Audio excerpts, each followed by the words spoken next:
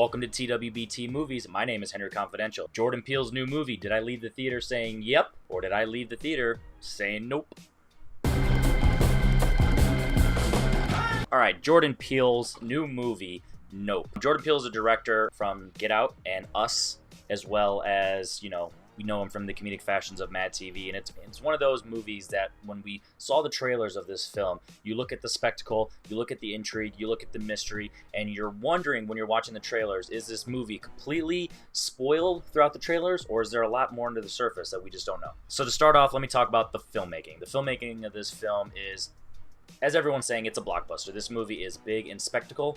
It's beautiful to look at. The sound design is amazing. I saw this in IMAX and I highly recommended that. If for some reason you can't see it in IMAX, that's fine. It's definitely worthy seeing on the big screen regardless, and I wouldn't wait until home. I definitely wouldn't watch it on your phone, your laptop, none of that stuff. This is a blockbuster, true and true. Jordan Peele does a good job of setting the tone of this film throughout. So essentially there's two halves of the movies. The very beginning of the movie is setting up the environments and just kind of where we are in this world, in this community. And then the second half is everything that you kind of expect this movie to be. Not in a bad way, but just kind of, from a filmmaking perspective, this is the spectacle we expected. Like I said, the score of this film is amazing. There's actually this one Western score that's, if you've seen in the trailers with him on the horse, he's just going, during that scene, there's a Western-like score playing the entire time, and it really just sets the tempo. Literally, as it was playing, I was just kind of tapping my feet, and I was just kind of going with it. It really had me in the zone. On top of that, there's plenty of horrific or thrilling scores throughout. There's not one kind of theme that goes through the entire thing, like Jaws, Halloween, any of those types of movies, but it's one of those ones where depending on the specific scenario and tempo that they're trying to set, they have a score that matches that. And like I said, visually speaking, this is a movie that sets the tempo and the camera work. It's one of those where the use of camera where it's going up or side to side, following characters, following the movements. There's a couple handheld sequences that really are thrilling, and just it makes you feel like you're, in the moment. So regardless of how you're going to feel about this film by the end, with, based on the story and all that stuff, at no point are you going to deny the fantastic filmmaking. So to be honest, the filmmaking in this movie is, I'm confident giving it an A. It's one of those ones where, going into this, like I said, you really should see it in IMAX. You should see it on the big screen. And when you watch it at home, make sure you're definitely in a scenario where you have surround sound, you have a big TV, you're in the dark, because it's not the scariest movie of all time, nothing like that, but it does a good job of setting the tone and the tempo and really feeling like you're there.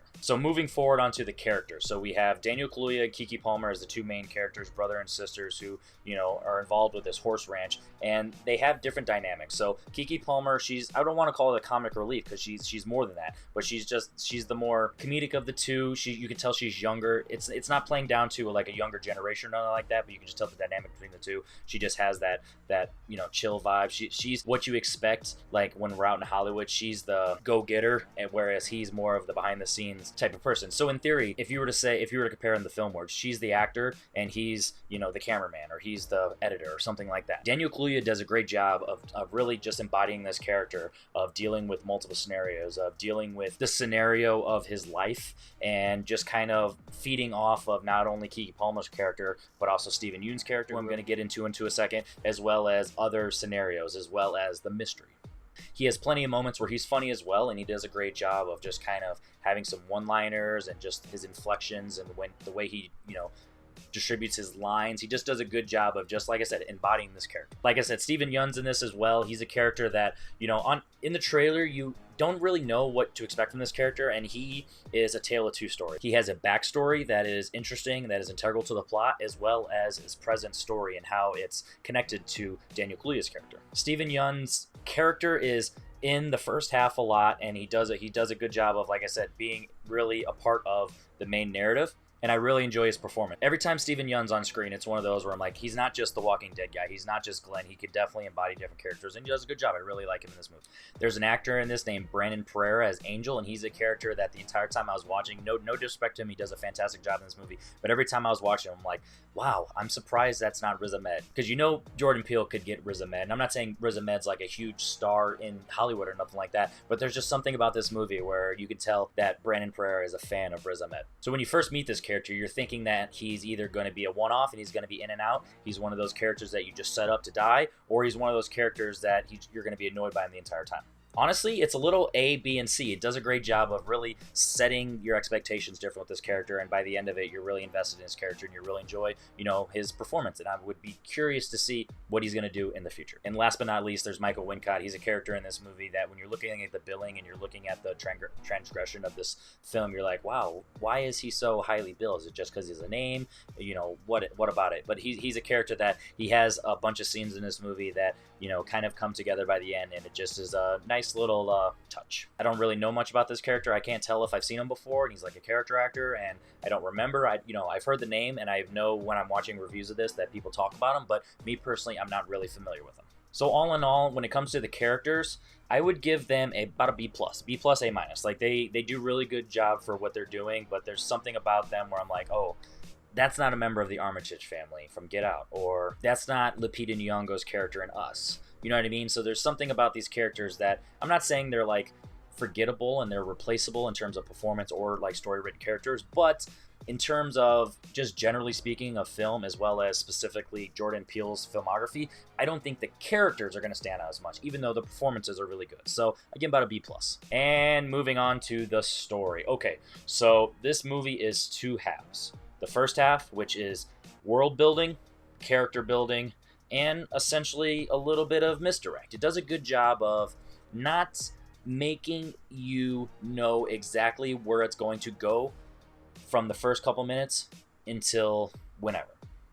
We see plenty of films that about 10 minutes in, you're like, I know exactly where this is going to go. It does a great job of show, don't tell, as well as not showing too much. At one point in this movie in the first half, I genuinely thought that this entire film was going to be a huge MacGuffin. Spoiler alert, it's not. There's actually stuff going on, and I don't think that's, I'll leave it at that. No spoilers with the specifics, but there is, a plot line going on, and I really appreciate that. But the first half is a part of the film that I can truly see where people have the most complaints.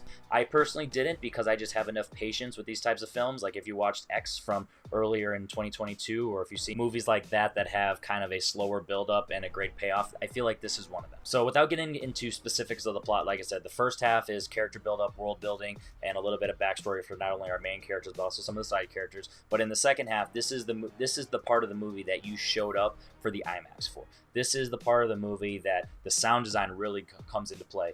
The visuals really come to play. The camera work is just fantastic. There's a part of this movie where it involves rain, and the way that they set it up, both of the unknown as well as what you see, it just does a fantastic job of just getting you invested and fearful for not only our main characters, but as well as just intrigued of what's going to happen.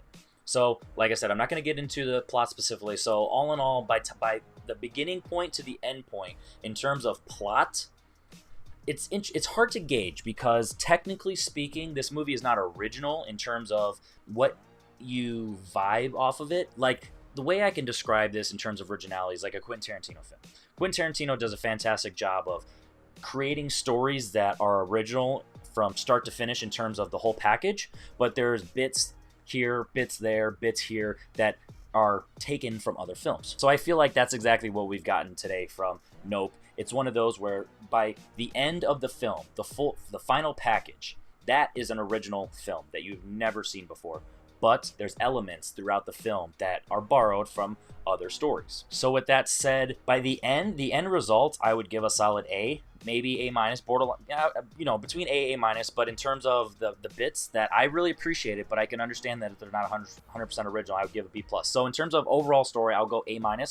So it's one of those where by the end of the film, you are satisfied with the end result and you are happy that you were along for the journey. But like I said, that first half is going to be hit or miss in terms of your patience and your vision. It's one of those ones where a lot of people might start checking their watches halfway through and they're like, all right, what are we getting at? What's the point? But by the end, you're going to be like, all right, that's a good story. All right, so with that said, like I said, we have solid A. I think I went A. I might have went A-, but at this point, I'm bumping up to an A. So we have an A in filmmaking, we have a B+ in characters, and then we have A- in plot. So all in all, this is a movie that I'm going to be giving 4 out of 5 stars. This, if you follow me on Letterboxd, H Confidential, I only do full stars. But in theory, if I were to give this, if I did do half stars, I would, or if I did do quarters or whatever like that, I'd probably go 4.25. So if you look at my Letterboxd, my Letterboxd is 4 stars, but for the sake of this review, I will give it 4.25 out of 5. This is a movie that I genuinely liked, and I was satisfied by the end, but I can understand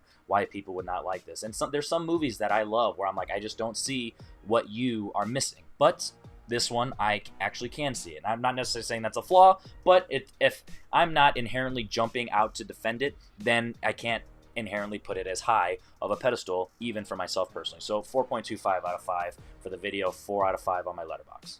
All right, so with that said, my name is Henry Confidential. This is TWBT Movies. Make sure you check out everything we're doing on this channel because we have movie trivia on here as well as a ranking podcast. We have a horror podcast that's going to be on hiatus for now because we're going to really focus on our trivia, but there's plenty of episodes on the channel that you can check out. And if you enjoyed this review, make sure you like and give it a comment because if I see more, hits for these types of videos, I will make them because I love doing them, but it's one of those where I can only focus so much on this channel, so I kind of need the input. So make sure you help out with the algorithm. I appreciate that. So my name is Henry Confidential. This is TWBT Movies, and I will see you next time.